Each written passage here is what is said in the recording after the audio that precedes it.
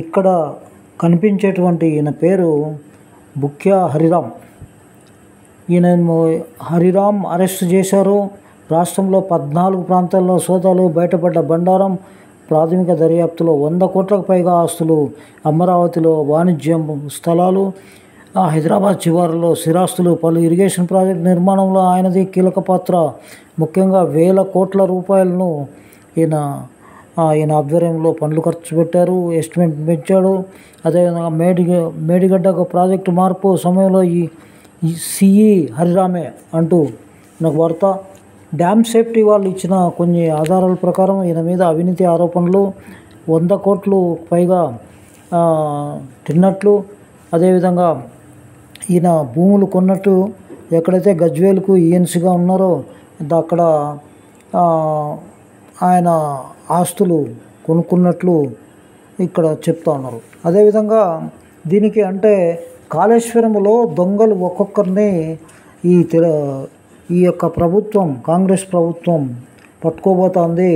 రాజకీయ నాయకుల లంచాలను పక్కకు పెడితే ఈఎన్సీ నుంచి మొదలుకుంటే అక్కడ జరిగిన అన్నీ కూడా ఈ యొక్క పరిస్థితులను ప్రజలకు వివరించే ప్రయత్నం కాంగ్రెస్ ప్రభుత్వం చేస్తూ ఉంది.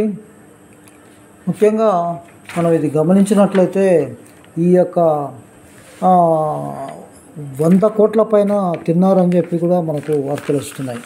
ముఖ్యంగా ఈ తిమింగళం మాదాపూర్లో 3 ప్లాట్లు, ఏపీ రాజధాని అమరావతిలో వాణిజ్య స్థలం, సిద్దిపేట జిల్లా ముర్కు మండలంలోని 28 ఎకరాల వ్యవసాయ భూమి, పటాన్ చెరువులో 20 గుంటల భూమి, శ్రీనగర్ కాలనీలో 2 గుంటల పని, అదేవిధంగా బొమ్మల రామారంలో 6 ఎకరాల ఫామ్ హౌస్, మామిడి తోట, కొత్తగూడెంలో నిర్మాణంలో ఒక భవనం, మిర్యాలగూడలో ఖాళీ స్థలం, 2 కార్లు, బంగారు ఆభరణాలు, బ్యాంకు డిపాజిట్లు గుర్తించారు. 14 ప్రాంతాల్లో తనిఖీలు. హరిరామ్ నివాసాలు, కార్యాలయంలో శనివారం తెల్లవారుజాము నుంచి ఏసీబీ సోదాలు మొదలయ్యాయి. షేక్పేటలోని ఆదిత్య రాయల్ ఫామ్ హౌస్లో హరిరామ్ ఇల్లాకు చేరుకున్న ఏసీబీ అధికారులు బృందం తనిఖీలు మొదలుపెట్టింది. దీనికి సమాంతరంగా రాష్ట్రంలోని 14 ప్రాంతాల్లో సోదాలు జరిగాయి. జలసద మొదటి అంతస్తులోని ఈఎన్సీ కార్యాలయం, కాళేశ్వరం సాగునీటి ఎత్తిపోతల ప్రాజెక్ట్ కార్పొరేషన్ కార్యాలయంలో కొన్ని బృందాలు తనిఖీ చేశాయి. 3 ఆస్తులకు చెందిన పన్ను రసీదులు, పలు ధృవపత్రాలు, వ్యక్తిగత రుణాలకు సంబంధించిన పత్రాలను గుర్తించినట్టు తెలిసింది. వీటితో పాటు పలు దస్త్రాలను సీజ్ చేసి అనీషా కార్యాలయానికి తరలిస్తున్నట్టు సమాచారం. బినామీ ఆస్తులపై ఆరా. హరిరామ్ బినామీ ఆస్తుల వివరాలను రాబట్టేందుకు అనీషా సోదాలు కొనసాగిస్తుంది. సిద్దిపేట జిల్లా ముర్కు మండలంలోని వ్యవసాయ భూమి ఉందని గుర్తించిన ఏసీబీ తహసీల్దార్ కార్యాలయంలో దస్త్రాలను పరిశీలించి స్వాధీనం చేసుకుని ఉంది. ఉదయం 9 గంటలకు 4 వాహనాల్లో వచ్చిన అధికారులు రాత్రి 9 గంటల వరకు తనిఖీలు కొనసాగించారు. 2017 నుంచి 2027 వరకు జరిగిన రిజిస్ట్రేషన్ దస్తావేజులను పరిశీలించారు. వాటిలో హరిరామ్ సంబంధించిన వ్యక్తుల పేరున పలు డాక్యుమెంట్లు లభ్యమైనట్లు అధికారులు తెలిపారు.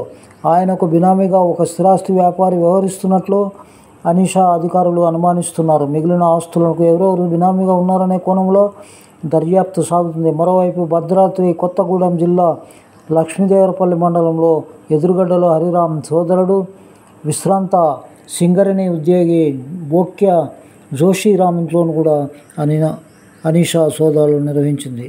ఇది ఉన్నటువంటిది.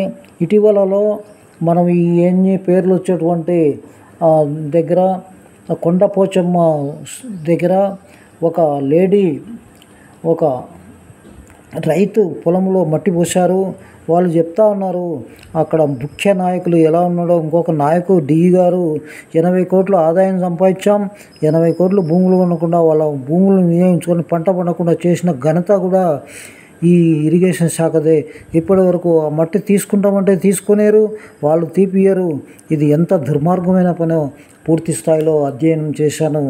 అదేవిధంగా పిల్ల కాలువలు లేవు, రకరకాలైనటువంటి విషయాల మీద దృష్టి పెట్టకుండా కేవలం అంచనాలు పెంచడం, వాళ్ళకు స్వలాభం అంటే ఒక ఈఎన్సీ ఇలా చేసినట్లయితే దీని మీద పై ఉన్నటువంటి మినిస్టర్లు కానీ, గతంలో మాజీలు కానీ, ఇంకా మిగతా వ్యక్తులు కానీ ఏ విధంగా ఇది చేశారనేది ఇది పనికిరాని ప్రాజెక్టుగానే అందరూ కూడా భావిస్తున్నారు. బాహుబలి మోటార్లు రకరకాలైన ఫామ్ హౌస్ కోసం పోయినటువంటిదిగానే భావిస్తూ ఉన్నారు. కాబట్టే ఈ ఎన్నికల్లో ఓడించడం జరిగింది. ఇప్పటికి కూడా వీళ్లకు ఇంకా జ్ఞానోదయం అయినట్లు కనపడడం లేదు. ఇంకా కూడా వీళ్ళు వీళ్ళు వదిలిపెట్టే ప్రసక్తి లేదు. కాంగ్రెస్ ప్రభుత్వం 5 ఏళ్లలో ఏమేం చేస్తుందని ఎవరికీ తెలియదు.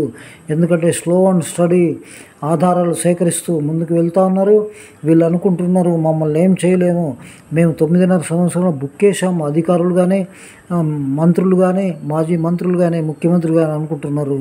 వీళ్ళు కక్కిచ్చే ప్రయత్నంలో భాగంగానే కేంద్ర ప్రభుత్వం సేఫ్టీ డ్యామ్ వాళ్ళను, ఇంకా విజిలెన్స్ అన్నీ కూడా తనిఖీలు కమిషన్ వేశారు. కాబట్టి దీని మీద పూర్తి స్థాయిలో బయటికి వచ్చే అవకాశాలు మనకు కనిపిస్తున్నాయి. కాబట్టి మిత్రులారా, రూల్ ఆఫ్ లాను మెయింటైన్ చేయాల్సినటువంటి రాజకీయ వ్యవస్థ కుళ్ళు కుతంత్రాలతో తన స్వార్థం కోసం, తను బతకడానికి కోసం అనేట్టు చేస్తే పర్వాలేదు, కానీ అతను తరతరాలుగా వేల కోట్ల రూపాయలను సంపాదించి ప్రజలకు లంచం రూపంలో ఓట్లకు డబ్బులు ఇచ్చి మళ్ళీ గెలవాలనే ప్రయత్నం, ఫోన్ ట్యాపింగ్, అన్ని రకాలైన ప్రజలకు ఏ విధంగా డబ్బులు తాయిదో ఇస్తే ఓట్లు వేస్తారనేది గమనిస్తున్నారు. ఇక కాంగ్రెస్ కంటే కూడా బీఆర్ఎస్ ప్రభుత్వం మేలు అనే స్థాయికి తీసుకొచ్చే ప్రయత్నంలో ఈ సభ యొక్క ముఖ్య ఉద్దేశం. ఈరోజు సభ ఏ విధంగా జరుగుతుందో, ఏ విధంగా మాట్లాడుతుందో చూద్దాం. నమస్తే, థ్యాంక్ యూ వెరీ మచ్.